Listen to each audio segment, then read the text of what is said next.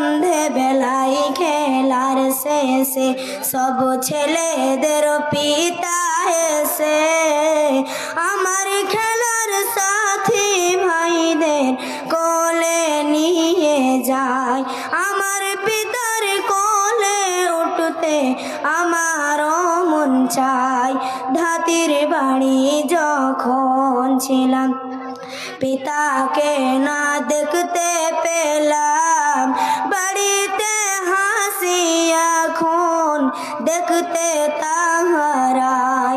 বলো বলো বলো মাগো আমার আব্বাজান কোথায়? শিশু নবী মায়ের কাছে কেঁদে কেঁদে কয়, বলো বলো বলো মাগো আমার আব্বাজান কোথায়?